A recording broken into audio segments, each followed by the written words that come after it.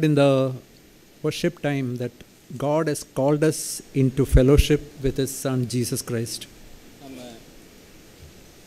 ஆராதனை வேளையில் கேட்டோம், தேவன் நம்மை அவருடைய ஐக்கியத்திற்கு அழைத்தார் என்று நாம் கேட்டோம். We heard that no one will be able to take the joy out of our life. நாம் கேட்டோம், யாரும் அந்த சந்தோஷத்தை நம்ம இடத்திலிருந்து பறிக்க முடியாது என்று நாம் கேட்டோம். Bible is the manual for all of us. நம்ம எல்லாருக்கும் இந்த வேதம் தான் ஒரு அடிப்படையாக இருக்கிறது. If we follow the instructions faithfully, will be His crown and joy. நாம் இந்த அடிப்படைகளை உண்மையுள்ளவர்களாக நாம் பின்பற்றினால் நாம் அவருடைய கிரீடமாக, அவருடைய சந்தோஷத்தின் கிரீடமாக இருப்போம். Bible tells us to flee from 3 things. வேதம் நம்மை 3 விஷயத்திலிருந்து விலகி ஓட சொல்லுகிறது. Flee from idolatry. நாம் விக்கிரக ஆராதனைக்கு விலகி ஓட வேண்டும். Flee from the love of money. நாம் பண ஆசைக்கு விலகி ஓட வேண்டும். And free from immorality. நாம் வேசித்தனத்திற்கு விலகி ஓட வேண்டும். What is the meaning fleeing? நாம் விலகி ஓட வேண்டும் என்றதன் அர்த்தம் என்ன? Far away from that. அது அந்த விஷயத்திலிருந்து நாம் தூரமாக ஓட வேண்டும். Just imagine you're walking in a railway track. நாம் ஒரு ரயில்வே ட்ராக்ல நம்ம நடந்து போயிட்டு இருக்கோம். And opposite direction, imagine Vande Bharat is coming at 120 km speed. நமக்கு எதிராக அந்த வந்தே பாரத் ட்ரெயின் 120 km ஸ்பீட்ல வந்துட்டு இருக்கு. Within seconds it will reach where we are walking. நம்ம இருக்கிற அந்த இடத்துல சில வினாடிகளிலே அது வந்துடும். What we have to do? We have to jump out and run away to a safe place. நாம என்ன செய்யணும்னா அந்த இடத்துல இருந்து குதிச்சு ஓடி வேற ஏதாவது நல்ல பாதுகாப்பான இடத்துக்கு நம்ம போயிடணும். Imagine you are going in a wilderness and a lion or a tiger is chasing you. நாம ஏதாவது காட்டுக்கு போனா ஒரு புலியோ இல்ல சிங்கமோ நம்ம துரத்துதுன்னு வெச்சுக்கோங்க. We will really run very fast. நம்ம உண்மையாகவே மிகவும் வேகமா ஓடுவோம். That is the only way we can protect ourselves. நம்ம பாதுகாத்துக்க அதுதான் ஒரே வழி. Bible says from the time of John the Baptist, kingdom of heaven suffers violence and violent men take it by force. வேதம் நமக்கு சொல்லுகிறது, யோவான் ஸ்நானகனின் காலத்திலிருந்து பரலோக ராஜ்யம் பலவந்தம் பண்ணுகிறவர்களுக்கு அது கையளிக்கப்படும் என்று சொல்லுகிறது. If we are not violent in these 3 areas I'm going to share, we will never come to a proper Christian life. நாம் பகிர்ந்து கொள்ளுகிற இந்த 3 விஷயத்துல நம்ம பலவந்தம் பண்ணுகிறவர்களா நம்ம இல்ல அப்படினா நம்ம உண்மையான கிறிஸ்தவ வாழ்க்கைக்கு நம்மளால வரவே முடியாது. In that case we are in the broad way going towards destruction. நம்ம அப்படி பண்ணல அப்படினா நம்ம விசாலமான வழியில நடந்து கொண்டிருப்போம், நம்ம அழிவுக்கு தான் நம்ம போய் சேருவோம். Not in the narrow way that leads to life. நம்ம இடுக்கமான வழியில நடந்து ஜீவனுக்கு போறவங்களா இருக்க மாட்டோம். So let's see those 3 things. That is what I want to share today. நான் பகிர்ந்து கொள்ள போகிற அந்த 3 விஷயங்களை இப்பொழுது நாம் பார்க்கலாம். First, flee from idolatry.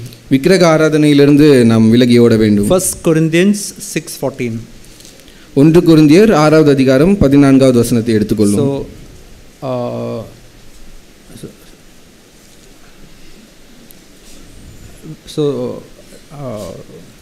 So we can see here that the greatest idol that we have got in our life.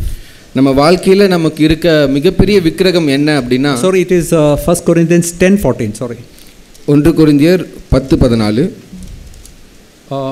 Therefore my beloved, flee from idolatry. ஆகையால் எனக்கு பிரியமானவர்களே விக்கிரக ஆராதனைக்கு விலகி ஓடுங்கள். So the greatest idol that we have got, no, we are not speaking about physical idol. The greatest idol that we have got is our self life. நம்ம இங்க ஏதோ சிலைகளை வழிபடுறது குறித்து அந்த விக்கிரக ஆராதனையை சொல்லல, நம்ம உள்ளத்துல இருக்கிற அந்த விக்கிரகத்தை குறித்து நம்ம சொல்றோம். In all of our heart, either God is sitting or self is sitting. நம்ம எல்லாருடைய இருதயத்திலும் ஒன்று தேவன் அமர்ந்திருக்கிறார், இல்ல நம்மளுடைய சுயம் அமர்ந்திருக்கிறது. Everyone who is sitting here can be grouped into 2 groups. இங்க உட்கார்ந்திருக்க எல்லாருமே 2 வகையா நம்ம பிரிக்கலாம். One is lovers of self, other is lovers of God.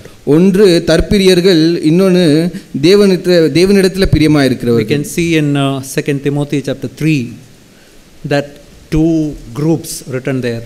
நம்ம 2 தீமோத்தேயு 3வது அதிகாரத்துல அந்த 2 விதமான வகையை குறித்து நம்ம பார்க்கிறோம். See, the love of self, it manifests in so many forms. இந்த தற்பிரியமானது நிறைய விதத்துல அதை வெளிப்படுத்தி That is காண்பிக்கும். what is written there. One form in which it is shown is lovers of money. அதுதான் அந்த ஒரு இடத்துல அங்க காண்பிச்சிருக்காங்க. அது அந்த ஒரு விதம் என்ன அப்படின்னா பண ஆசை. Another form is boastful. இன்னொன்று என்ன அப்படின்னா மிகவும் பெருமை உள்ளவர்களா இருக்கிறது. Arrogant. மிகவும்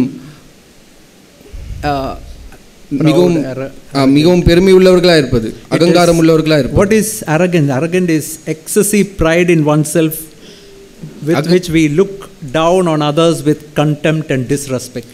அகங்காரம் என்பதன் அர்த்தம் என்ன அப்படின்னா நம்ம பெருமையினால நிறைஞ்சு இன்னொருத்தவங்களை அற்பமா என்றதும் அவங்களை கீழாக பார்க்கறதும் நம்ம பண்ணுவோம். Disobedience to parents.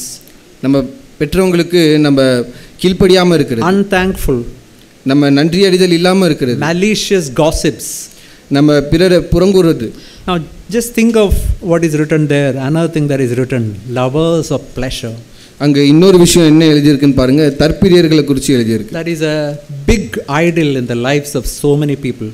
அது நம்ம நிறைய பேரோட வாழ்க்கையில அது மிகப்பெரிய விக்கிரகமா இருக்கு. We know that mobile addiction is so much in young people, even in children, young people, older people, etc. இந்த மொபைல் ஃபோனுக்கு அடிமையாக இருக்கிறது நிறைய பேரோட வாழ்க்கையில் பார்க்குறோம். முக்கியமாக சிறு குழந்தைகளும் வாலிபர்களோட வாழ்க்கையிலும் நம்ம பார்க்குறோம். We all are made of dust and dust is attracted to another dust. நம்ம எல்லாரும் மண்ணினால் செய்யப்பட்டிருக்கிறோம். அந்த மண் பார்த்திங்கன்னா இன்னொரு மண்ணான விஷயத்தோடு கூட அது ஈர்க்கப்பட்டிருக்கு. See, mobile is made of dust. இந்த மொபைல் ஃபோனானது மண்ணினால் ஆனது. Different types of dust, that's all. அது வெவ்வேறு வகையான புழுதி, அவ்வளோதான். And so we are attracted to mobile games, YouTube. நம்ம மொபைல் கேம்ஸில் நம்ம அடிமைப்பட்டிருக்கோம். இந்த யூடியூப் எங்கே சொல்லக்கூடியதான விஷயத்தில் அடிமைப்பட்டிருக்கோம். Social media platforms, சமூக வலைத்தளங்களில் அடிமைப்பட்டிருக்கோம். sports, food, நம்ம விளையாட்டுகளில் அடிமைப்பட்டிருக்கோம், சாப்பாட்டுக்கு அடிமைப்பட்டிருக்கோம். honor of man, all these are different types of dust. மனிதருடைய கணத்துக்கு அடிமைப்பட்டிருக்கோம். இதெல்லாம் வெவ்வேறு வகையான மண், அவ்வளோதான். See, recently I was going through some questions which children have written in some questions they have given to their Sunday school teachers. Sunday school டீச்சர்கள் இடத்துல சிறுவர்கள் எழுதின சில கேள்விகளை நான் வாசித்து பார்த்துட்டு இருந்தேன் சமீப காலத்தில். Inter girls, junior boys, junior girls, all of them have written, I am addicted to mobile, how can I be free? Inter girls, juniors எல்லாருமே எழுதியிருந்த விஷயம் என்ன அப்படின்னா நான் மொபைல் ஃபோனுக்கு அடிமையாக இருக்கேன் அப்படின்ட்டு எழுதியிருந்தாங்க. My dear brothers and sisters, there is only one way we can be free. எனக்கு அருமையான சகோதர சகோதரிகளே, ஒரே ஒரு விஷயத்தால் மாத்திரம்தான் அந்த mobile phone flee from that. அதுலேருந்து நம்ம விலகி ஓடினா மட்டும்தான் நம்ம விடுதலை பெற முடியும். See, I know of some brothers who are using Android mobile because they were addicted to that. They gave it to somebody else and began to use button phones. எனக்கு சில சகோதரர்களை தெரியும், அவர்கள் இந்த ஆண்ட்ராய்டு ஃபோன் யூஸ் பண்ணிட்டு இருந்தாங்க. அந்த அடிமைத்தனத்தினால அவங்க பட்டன் ஃபோனுக்கு மாறிட்டாங்க. I know in my own life there was a time when I was addicted to chess game. என்னுடைய வாழ்க்கையிலும் ஒரு காலத்தில் நான் இந்த சதுரங்க விளையாட்டுக்கு அடிமையானவனாக இருந்தேன். I know that sometimes 9 o'clock I start playing right up to midnight, 12 o'clock I used to play, and then I say, Lord, I really wasted my time. நான் சில சமயங்களில் இரவு 9 மணிக்கு ஆரம்பித்து இரவு 12 மணி வரைக்கும் விளையாடிட்டு நான் அப்படி விளையாடிட்டு இருப்பேன். அதுக்கப்புறமா ஆண்டவரே நான் இப்படி விளையாடிட்டு இருக்கேன், என்னோட நேரத்தை நான் வீணாக்கிட்டேன் அப்படின்னு ஆண்டவர் இடத்துல I remember that I deleted all those apps and I cried out to the Lord, Lord, deliver me from this. நான் என்னுடைய ஃபோன்லேருந்து அந்த ஆப் எல்லாத்தையும் நான் விலக்கிட்டு ஆண்டவரே இதிலிருந்து எனக்கு உதவி செய்யுங்கன்னு நான் கதறினேன். Yeah, by God's grace I was delivered. தேவனுடைய கிருபையினால நான் விடுதலையாக்கப்பட்டேன். My dear brothers and sisters, I want to tell you, if you want to be really free from addiction to mobiles and social media platforms, you have to really flee from that. That's the only way. எனக்கு அருமையான சகோதர சகோதரிகளே, இந்த mobile ஃபோன்லேயும் இந்த சமூக வலைத்தளங்களையும் நம்ம விடுதலை பெறணும் அப்படின்னா அதிலிருந்து நம்ம விலகியோடுனா மாத்திரமே தேவன் நமக்கு செய்ய முடியும். There was a time in the history of Israel when Israel, because of their idolatry, God took them away to the land of Syria. இஸ்ரேலுடைய சரித்திரத்தை பார்த்தோன்னா ஒரு காலத்தில் அவங்க சீரியா நாட்டுக்கு அவங்க அடிமையாக கொண்டு போகப்பட்டாங்க. King of Assyria came and took all the Israelites and went to Syria and brought some people from Syria and made them live in Israel. இந்த அசீரிய ராஜாக்கள் சில பேர் அசீரியா நாட்டிலிருந்து சில பேரை கொண்டு வந்து அவங்க இஸ்ரேல் நாட்டில் வாழ செஞ்சு அவங்களை அடிமையாக்குனாங்க. And when these people came, we can read of that incident in 2 Kings chapter 17. இரண்டு ராஜாக்கள்ல இந்த விஷயத்தை நம்ம வாசிக்கிறோம். See, many people from Syria came and began to live in Israel. அசீரியா நாட்டிலிருந்து நிறைய பேர் இஸ்ரேல் நாட்டில் வந்து வாழ்ந்துட்டு இருந்தாங்க. When they began to live, it's written there that some lions from the wilderness came and began to kill some other people. அவங்க அப்படியாக Israel நாட்டில் வந்து வாழ்ந்துட்டு இருக்கும் பொழுது வனாந்திரத்திலிருந்து சில சிங்கங்கள் அவங்களை வந்து விழுங்கி போட்டதுன்னு நம்ம வாசிக்கிறோம். And they began to kill many of these people living there. இங்கே வாழ்ந்துட்டு இருந்த அந்த அசீரிய மக்களை நிறைய பேர் அந்த சிங்கங்கள் விழுங்கினதை நம்ம பார்த்தோம். And then the king of Israel asked a priest to come from the land of Syria and to teach them the ways of the God of this land. அப்போ இஸ்ரேலில் வாழ்ந்துட்டு இருந்த இந்த ராஜா அசீரிய நாட்டிலிருந்து ஒருவரை கூப்பிட்டு வந்து இந்த நாட்டில் வாழக்கூடிய இந்த ராஜாவின் வழிமுறைகளை அவருக்கு கற்கும்படியாக அவர் சொன்னார். God of this land. அதாவது இஸ்ரவேலின் ராஜாவினுடைய வழிமுறைகளை கற்கும்படியாக அவர் கூப்பிட்டார். So these Israel priests came and they taught how to serve Jehovah. இந்த இஸ்ரவேல் ஆசாரியர்கள் யெகோவாவை எப்படி வழிபடுறது அப்படின்ட்டு அவங்களுக்கு சொல்லி கொடுத்தாங்க. And we can see this verse in 2 Kings chapter 17 verse 33. இரண்டு ராஜாக்கள் 17வது அதிகாரம் 33வது வசனத்தில் வாசிக்கிறோம். These people feared the Lord but served their own gods. அப்படியே கர்த்தருக்கு பயந்தும் தாங்கள் விட்டு வந்த ஜாதிகளுடைய முறைமையின்படியே தங்கள் தேவர்களை சேவித்தும் வந்தார்கள். Just think of what is written here. They feared the Lord, that is, they feared that God will harm them some way. Maybe some lions will come and kill them. Because of that, they feared the Lord, they reverenced the Lord, but their real interest was to serve their own gods. இங்கே என்ன எழுதியிருக்குன்ட்டு நல்லா கவனித்து பாருங்க. அவங்க கர்த்தருக்கு பயந்தார்கள்னு இருக்கு. ஏன்னா ஏதாவது வனாந்திரத்திலேருந்து சிங்கம் வந்து அவங்கள விழுங்கி போட்டுறோன்னு அவங்க பயந்தாங்க. ஆனாலும் அவங்களோட உண்மையான அந்த பிரியம் வந்து அவங்களுடைய தேவர்களை சேவிக்கிறதுல இருந்தது. See, they did not love the Lord and they did not want to hurt the Lord. That is not the fear they had. They had only the fear that God will harm them. They should be away from all different harm and danger. அவர்கள் தேவனை பிரியப்படுத்துகிற ஒரு பயத்தில் அவங்க இல்லை. தேவன் கர்த்தர் அவர்களை எப்படியாவது தீமை செஞ்சிருவாரு, நம்மளை காயப்படுத்திடுவாரு அப்படின்ற ஒரு எண்ணத்தில் அவங்க கர்த்தருக்கு பயந்து. The real interest was other things of life. அவங்களோட உண்மையான ஆர்வம் எல்லாம் மற்ற தேவர்களை சேவிக்கிறதுல இருந்தது. I want to ask everyone. நான் உங்க எல்லாரையும் கேட்க விரும்புகிறேன். You can come to the on Sunday meeting. You can show the fear of God, but who is the God whom we really serve? நீங்க ஞாயிற்றுக்கிழமை ஆராதனைக்கு வந்து தேவனுக்கு நான் பயப்படுகிறேன் அப்படின்னு நீங்க காண்பிக்கலாம். ஆனா உங்களுடைய உண்மையான வாழ்க்கையில நீங்க யாருக்கு பயப்படுறீங்க அப்படின்னு நீங்க எண்ணி பாருங்க. From Monday to Saturday, which is the God whom we serve? நீங்க திங்கட்கிழமையிலிருந்து சனிக்கிழமை வரைக்கும் எந்த தேவருக்கு நீங்க பயப்படுறீங்க, சேவிக்கிறீங்க அப்படின்னு நீங்க Maybe in the morning for 1 hour we can read Bible, pray everything, but the remaining time whom are we serving? காலையில் 1 மணி நேரம் நம்ம ஜெபம் செய்து வேதம் வாசித்து நம்ம தேவனுக்கு சேவிக்கலாம். அதற்கப்புறம் உண்மையாக நம்ம யாரை சேவிக்கிறோம்னு நம்ம எண்ணி பார்க்கணும். I'm not saying that you can have to read the Bible all the time, pray. That's not possible. We have to do so many other works. நீங்கள் எப்பொழுதுமே வேதம் வாசித்து கொண்டே இருக்கணும்னு நான் சொல்லலை. நம்ம எல்லாருக்கும் நிறைய வேலை இருக்கும், அது சாத்தியமான காரியம் அல்ல. See, I told you the story of a boy who was sitting in the railway station. He was a true believer. ஒரு ரயில்வே ஸ்டேஷனில் உண்மையான விசுவாசியாகி ஒரு பையன் உட்காந்துருந்த கதையை நான் உங்களுக்கு சொல்லியிருக்கேன்.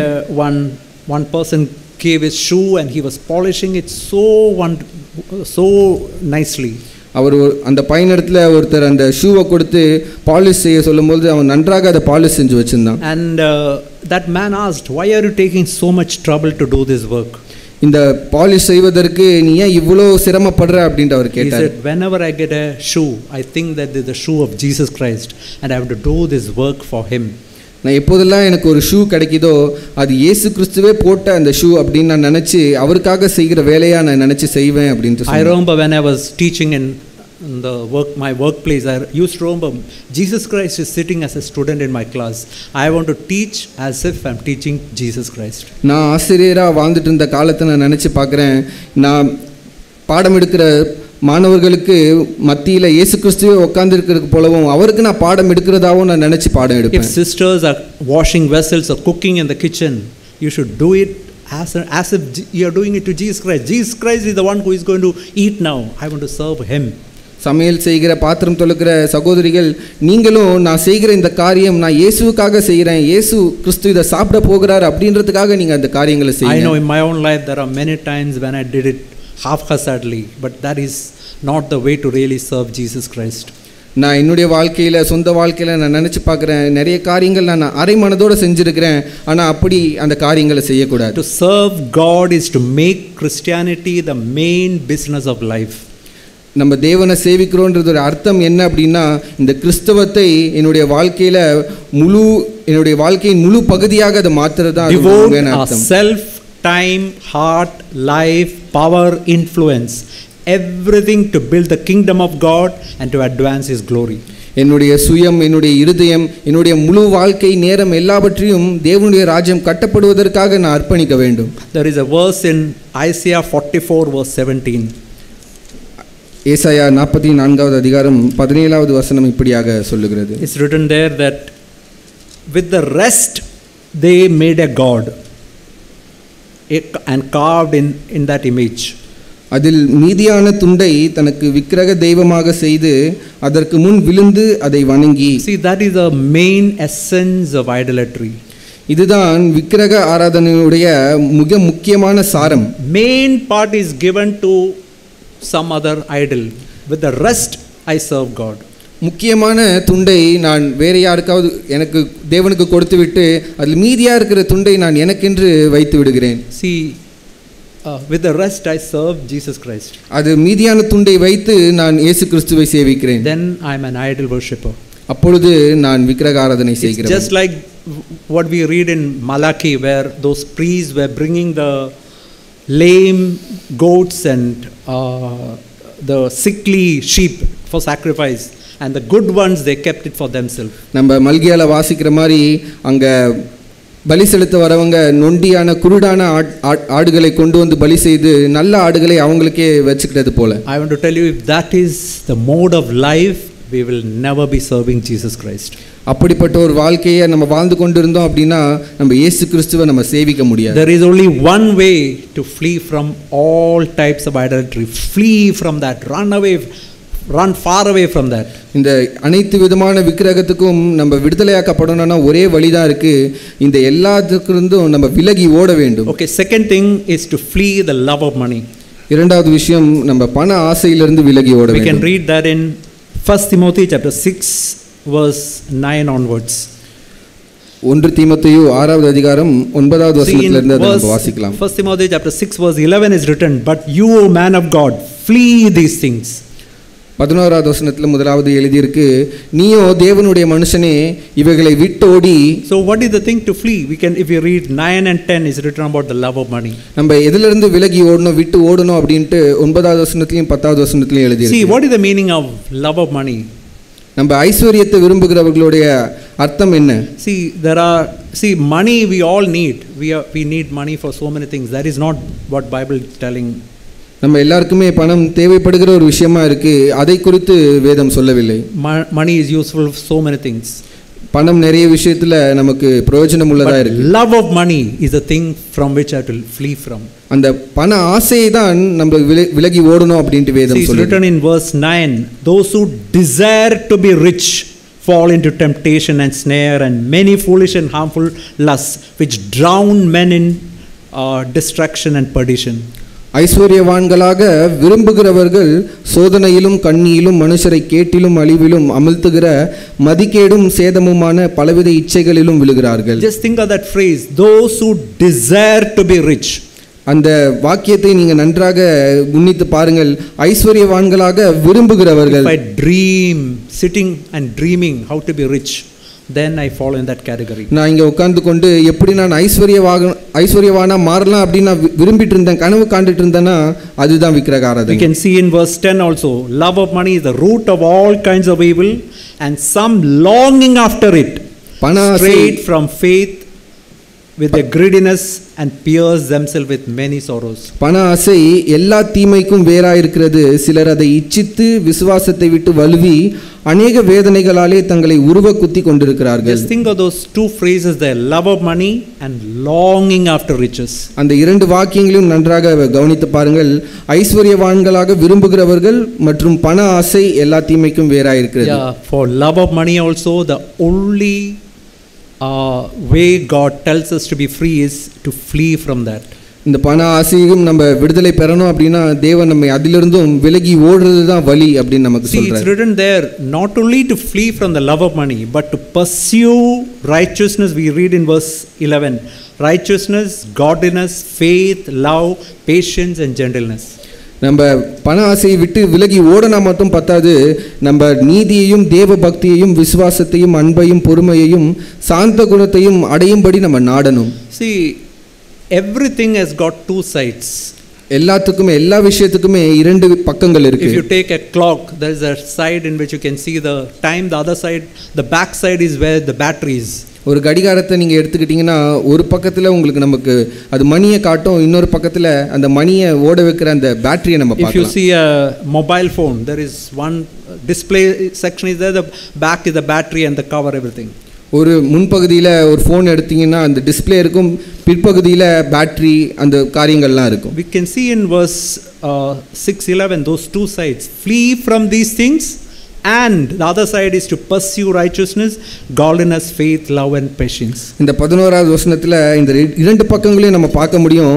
இவைகளை விட்டு ஓடி மற்ற குணங்களை நம்ம நாடணும் அப்படின்ட்டு. See, there are two ways of getting everything in the world. நம்ம இந்த உலகத்தில் எல்லாவற்றையும் அடையறதுக்கு இரண்டு வழிகள் இருக்கு. Let it be job, let it be marriage, let it be anything in the world. இந்த உலகத்தில் இருக்கக்கூடிய வேலையா இருக்கலாம், கல்யாணமாக இருக்கலாம், எதுவா இருந்தாலும் சரி. See, we all need food and covering. Bible says with that you have to be content. நம்ம எல்லாருக்குமே உணவும் உடையும் தேவைப்படுகிறது. ஆனா வேதம் என்ன சொல்லுதுன்னா அதை நமக்கு போதுமென்ற மனதோடு இருக்கணும் அப்படின்னு சொல்லுது. You can see here that two ways of getting different things in the world. நம்ம இங்க பார்க்கிறோம் உலகத்துல எல்லாவற்றையும் அடைவதற்கு இரண்டு வழிகள் இருக்கு. Matthew 6:32 and 33. மத்தேயு 6ஆம் அதிகாரம் 32வது வசனம் 33வது வசனம். The one way of getting things is, we can see in verse 32, after all these things Gentiles eagerly seek. இது அடையறதுக்கு ஒரு வழி என்ன அப்படின்னா இவைகளை எல்லாம் அஞ்ஞானிகள் நாடி தேடுகிறார்கள். Just think of that word. They are eagerly seeking those things. That is what we see everywhere in the world. நம்ம குண்டித்து பாருங்க, அந்த அஞ்ஞானிகள் அல்லது புறஜாதியார் இந்த விஷயங்களை நாடி தேடுறாங்க அப்படின்னு எழுதி இருக்கு. The other part is what we read in the rest of the verse and next verse. But your heavenly Father knows that you need all these things. Seek first the kingdom of God and his righteousness, and all these things will be added to you. அதனுடைய அடுத்த பகுதியை நம்ம பிற்பாடு வசனத்தில் பார்க்கிறோம். இவைகளை எல்லாம் உங்களுக்கு வேண்டியவைகள் என்று உங்கள் பரமபிதா அறிந்திருக்கிறார். முதலாவது தேவனுடைய ராஜ்யத்தையும் அவருடைய நீதியையும் தேடுங்கள், அப்பொழுது இவைகள் எல்லாம் உங்களுக்கு கூட கொடுக்கப்படும். That is a better way of getting, let be job or marriage or every other thing. நமக்கு தேவையான வேலையோ சரி, திருமணமும் சரி, அவைகளை பெற்றுக்கொள்வதற்கு இதுதான் சிறந்த வழி. Seek God's kingdom. What is the meaning of it? தேவனுடைய ராஜ்யத்தை தேடுங்கள் அப்படின்னு இருக்கு. அதனுடைய அர்த்தம் என்ன? Lord, in my life, in every part, let me in my thoughts, let me in my eyes, in my tongue, in my ambitions, everything, Lord, I want to put Jesus as the king in my life.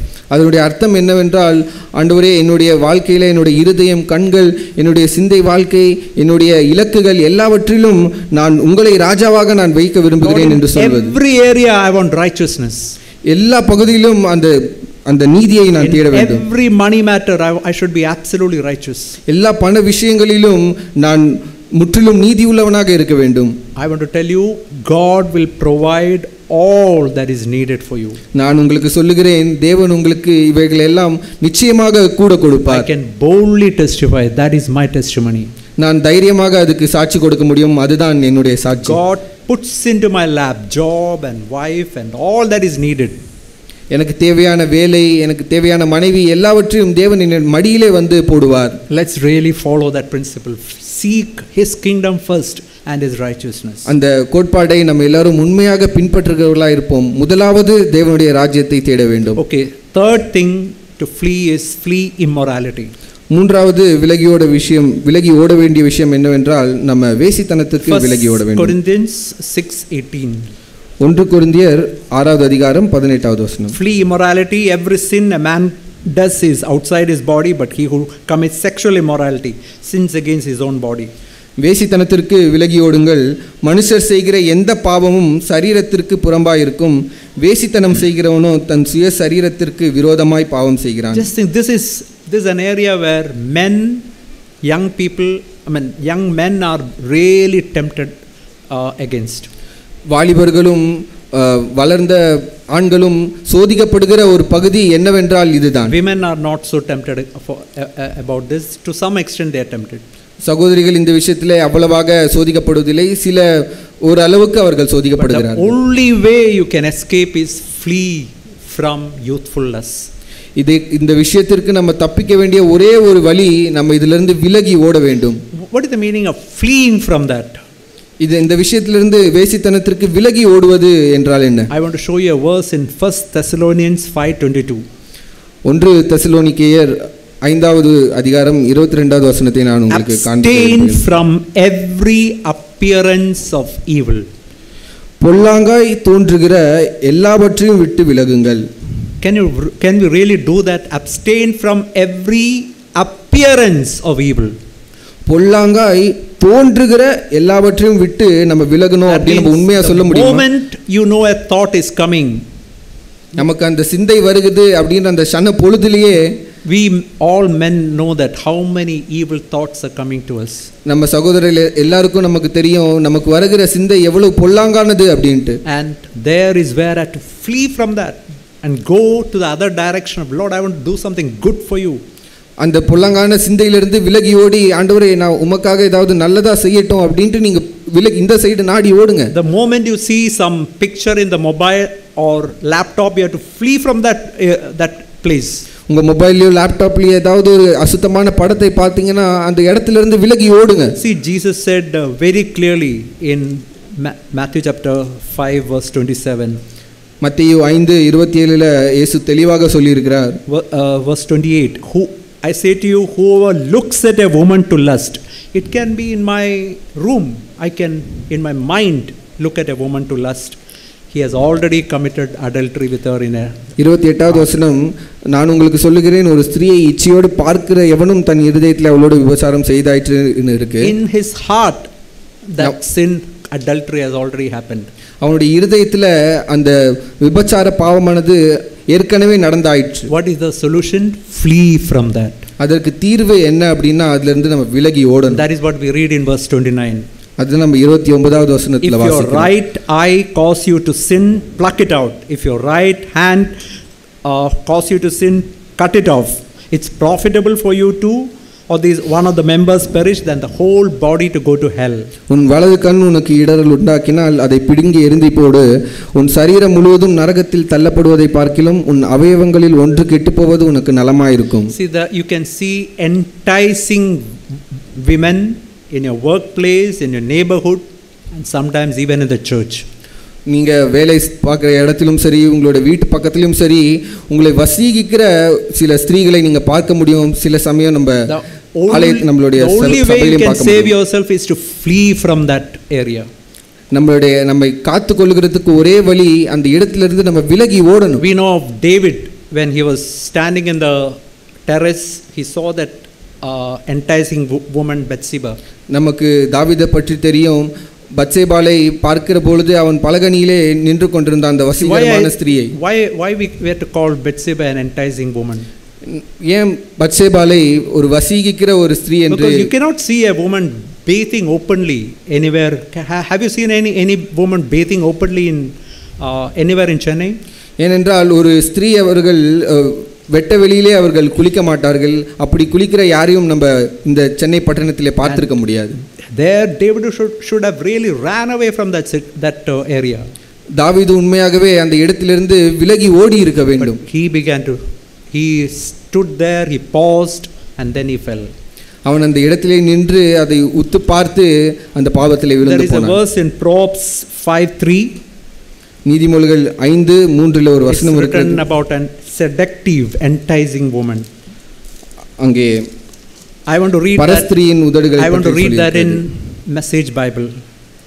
Message ஆங்கில மொழிபெயர்ப்பின் இதிலிருந்து நான் வாசிக்க விரும்புகிறேன். Lips of an enticing woman or seductive woman are so sweet.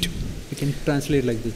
பரஸ்திரியின் உதடுகள் மிகவும் இனிப்பாய் இருக்கிற ஒரு விஷயமாய் இருக்கிறது. But it won't be long before she puts gravel in your mouth. Gravel means hard stones in your ஆனா mouth. அவள் உங்கள் வாயிலே ஏதாவது கற்கல்லையோ ஏதாவது போடுவதற்கு வெகு நேரம் பிடிக்காது. You go after that, that is what you will get. You will get gravels in your mouth. அந்த பரஸ்திரிக்கு நீங்க பின்னிட்டு போகினால் அதுதான் உங்களுக்கு கிடைக்கும். உங்கள் வாயிலே கற்கள் தான் கிடைக்கும். We can read in Proverbs chapter 6 verse 27. நீதிமொழிகள் 6வது அதிகாரம் 27வது வசனத்தை வாசிப்போம். Can a man take fire in his bosom and his clothes not burned? Can one walk on hot coals and his feet not seared? தன் வஸ்திரம் வேகாமல் மடியிலே எவனாவது நெருப்பை வைத்துக் கொள்ள கூடுமோ, தன் கால் கூடாமல் சுடாமல் எவனாவது தலலின் மேல் நடக்க கூடுமோ? Only, as I said earlier, only as you run far away from a place where you are in danger of hitting by a train or chased by an animal like lion or tiger, that is the only way you can save yourself. நீங்கள் ஏதாவது train உங்களை எதிராக வருகிறது, இல்லை ஏதாவது விலங்கு உங்களை துரத்தி கொண்டு வருகிறது என்றால் மாத்திரமே அந்த இடத்திலிருந்து உங்களாக வேகமாக விலகி ஓட முடியும். Many times we heard the example of Joseph. நம்ம நிறைய வாட்டி யோசேப்பினுடைய எடுத்துக்காட்டை Think of this man who lived even before the time when Moses gave law. மோசே நியாயப்பிரமாணத்தை கொடுப்பதற்கு வெகு காலம் முன்பாக வாழ்ந்த இந்த மனிதனை குறித்து யோசித்து பாருங்கள். He obeyed the New Testament command which says flee from immorality. புதிய உடன்படிக்கையின் கட்டளையான வேசித்தனத்திற்கு விலகி ஓடுங்கள் என்ற கட்டளையை அவர் அப்பொழுதே அவர் கீழ்ப்படிந்தார். We can see in Genesis chapter 39. ஆதியாகமம் 39வது அதிகாரத்தை எடுத்துக்கொள்வோம். It came to verse 7, it came to pass after these things that the master's wife cast longing eye on Joseph, and she said, lie with me. 7வது வசனம், சில நாள் சென்ற பின் அவனுடைய எஜமானின் மனைவி யோசேப்பின் மேல் கண் போட்டு என்னோடே சயனி என்றால், அவனோ தன் எஜமானுடைய மனைவியின் சொல்லுக்கு இணங்காமல் அவளை நோக்கி இதோ என்னிடத்தில் இருக்கிறவைகள் விலகி ஓடினான். We can see in verse 11, it happened about this time when Joseph was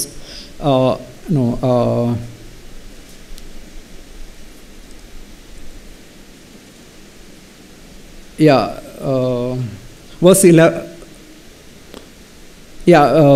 10 and 11. So it is that she spoke to Joseph day by day.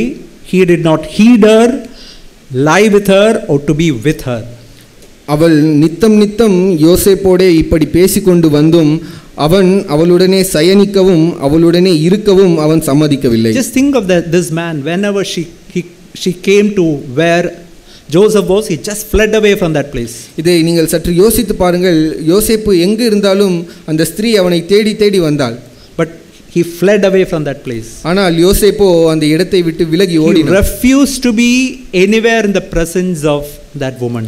அந்த ஸ்திரீ இருக்கிற எந்த இடத்தில் கூட அவன் இருப்பதற்கு அவனுக்கு துளியும் விருப்பம் இல்லை. His father was not there, his relatives was not there, no Israelite was not there, nobody of his relations were there. அவனுடைய தகப்பன் அங்கே இல்லை, அவனோடு கூட இருக்கிற அவனுடைய சொந்தக்காரர்கள் இல்லை, அவனுடைய இஸ்ரவேலர்கள் ஒருவர் கூட அங்கே இல்லை. But he said, how can I do this great sin against God? ஆனால் அவன் சொன்னான், என் தேவனுக்கு எதிராக நான் இப்படிப்பட்ட ஒரு பாவத்தை எப்படி செய்ய முடியும்? We know even Job, he said, I have made a covenant with my eyes, how can I look at a virgin? நமக்கு யோபை பற்றியும் நமக்கு தெரியும். அவன் சொன்னான், என்னுடைய கண்களை வைத்து யாதொரு ஸ்திரீயும் நான் எப்படி பார்ப்பேன், நான் உடன்படிக்கை தேவனோடு பண்ணி இருக்கிறேன் என்று சொன்னான். I want to tell you a story and close. நான் ஒரு சிறு கதையை சொல்லி நான் முடிக்க விரும்புகிறேன். This is the story of two dukes in Spain. Spain நாட்டிலே வாழ்ந்த இரண்டு சிறு சிற்றரசர்களை குறித்து நான் பேச விரும்புகிறேன். One is Duke Reynold, the other is Duke Edmund. ஒன்று ரேனால்ட் என்று சொல்லுகிற ஒரு சிற்றரசர், இன்னொன்று எட்வர்ட் என்று சொல்லுகிற ஒரு. They were physical brothers. அவங்க சரீர பிரகாரமாக ஒன்றாக பிறந்த சகோதரர்கள். But these dukes they had small armies, they used to fight with each other. ஆனால் அந்த சிற்றரசர்களுக்கு சிறு படை இருந்தது, அதை வைத்து அவர்கள் சண்டை போட்டுக் கொண்டிருந்தார்கள். One day Reynold managed to catch Edmunds. ஒரு நாளிலே இந்த ரேனால்ட் என்று சொல்லுகிற சிற்றரசர் எட்மண்டுடைய படையை பிடித்து விட்டான். And he put him in a castle right on the top. அந்த அரண்மனையிலே மேலாக இருக்கிற ஒரு அறையிலே அவனை போட்டு அடைத்து விட்டான். And he was there for few days and people began to say, you two are brothers, why have you put your brother in that castle? சில நாட்கள் கழித்து அந்த தேசத்து மக்கள் சொன்னாங்க, உன்னுடைய சகோதரன் அவனை எதுக்கு நீ இப்படி அடைச்சு வச்சிருக்க அப்படின்னு கேட்டாங்க. And he said, I have not kept him in a prison. There is a door, he can walk free from that. அவன் சொன்னான், நான் அவனை ஏதோ சிறையில் அடைத்து வைக்கவில்லை, ஒரு கதவு இருக்கிறது, அதை திறந்து அவன் எப்பொழுது வேண்டாலும் வெளியே வரலாம் என்று சொன்னான். People never could understand what is the meaning you put him in a prison and saying that he is free to go. ஆனால் அந்த மக்களுக்கு புரியவில்லை, இவன் சிறையில் வைத்திருக்கிறான் என்று சொல்லியும் எப்படி கதவை திறந்து வெளியே வர முடியும் என்று யோசித்தார். Some people, they walked all the way up to the top of the castle and they looked. சில மக்கள் ஆனால் அதை யோசித்து பார்த்து அந்த அரண்மனையின் மேல் அறை வரைக்கும் நடந்து சென்று பார்த்தார்கள். We really want to know what is really happening. அவர்களுக்கு உண்மையாக என்ன நடக்கிறது என்று தெரிந்து கொள்ள விரும்பினார்கள். When they went there was a door, but that was not a normal door. Only half size of a door was there. ஆனா அங்க ஒரு கதவு இருக்கிறத அவங்க பார்த்தாங்க. அது ஒரு சாதாரண ஒரு நார்மல் கதவு இல்லாம ஒரு பாதி சைஸ் கதவை தான் அவங்க பார்த்தாங்க. And then they looked at Reynold sitting there. அதற்கு பிறகு அதற்கு பின்னாக இருக்கிற அந்த ரேனால்ட் சிற்றரசரை அவர்கள் பார்த்தார்கள். Extremely fat, hefty man. அவன் மிகவும் பருமனாக எடை கூடினவனாக அங்க உட்கார்ந்து இருந்ததை அவங்க பார்த்தாங்க. He just cannot go out through that door. அந்த உடல் எடையினால அந்த கதவின் வழியாக அவனால வரக்கூடாமல் இருந்ததை அவங்க பார்த்தாங்க. This is where the other brother was really did a real very nice trick to him. இங்க தான் அவனுடைய சகோதரன் மிகவும் நல்ல ஒரு தந்திரத்தை அங்க பயன்படுத்தினான். Very good cook and whatever food he liked he was feeding him every day. அவன் நல்ல ஒரு சமையல்காரனை அனுப்பி அவனுக்கு என்னவெல்லாம் பிடிக்குமோ அதையெல்லாம் செய்து கொடு என்று அவனுக்கு கட்டளையிட்டான். He was eating and just could not go out of that door. அவன் சமைத்து கொடுத்ததெல்லாம் அவன் சாப்பிட்டு உடல் இடை ஏறி அவனால் அந்த கதவின் வழியாக வரக்கூடாமல் இருந்தது. If he can take some fasting for 1 or 2 weeks, he can reduce his weight and he can go out through that door. அவன் ஒரு வாரம் இல்லை 2 வாரத்திற்கு உபவாசித்தால் அப்பொழுது அவன் எடை குறைந்து அந்த கதவின் வழியாக வர அவனுக்கு முடியும். Jesus actually set us free. உங்களுக்கு தெரியுமா, உண்மையாக இயேசு நம்மை ஒவ்வொருவரையும் விடுதலையாக்கி இருக்கிறார். He has already set us free from immorality and idolatry and love of money. நம்ம எல்லாரையும் ஏற்கனவே இயேசு வேசித்தனத்திலிருந்தும் விக்கிரக ஆராதனையிலிருந்தும் பண ஆசையிலிருந்தும் நம்ம விடுதலையாக்கி இருக்கிறார். We have to just like that man who had to take fasting, we have to really fast, flee from these things. That is the only way to get out of this place. ஆனால் அந்த மனிதன் எப்படி உபவாசித்தால் தான் அந்த கதவின் வழியாக வர முடியுமோ, நாமும் வேகமாக இந்த ஆசைகளுக்கு நாம் விலகி ஓட வேண்டும். Only way we can be free is to look to God, cry out to him and flee from these things. நம்ம தப்பிக்கிறதுக்கு ஒரே வழி இதிலிருந்து நம்ம தேவனை நோக்கி கதறி தேவனிடத்தில் கேட்டு, ஆண்டவரே இதிலிருந்து நான் விலகி ஓடணும் அப்படின்னு நம்ம விலகி ஓடனா மாத்திரம்தான் அதிலிருந்து தப்பிக்க முடியும். Where the Holy Spirit is, there is liberty. எங்கே பரிசுத்த ஆவியானவர் இருக்கிறாரோ அங்கே விடுதலையும் உண்டு. And you know what the Holy Spirit tells us? Flee from these things. பரிசுத்த ஆவியானவர் நமக்கு சொல்லுகிறார், இந்த விஷயங்களுக்கு எல்லாம் நீங்கள் விலகி ஓடுங்கள். If we listen to that voice of the Holy Spirit and flee, we can really be free. நம்ம உண்மையாகவே பரிசுத்த ஆவியானவருடைய சத்தத்திற்கு செவி கொடுத்து அங்கிருந்து விலகி ஓடினால் நம்ம உண்மையாகவே விடுதலையாக்கப்படுவோம். May God help us. தேவன் நமக்கு உதவி செய்வாராக.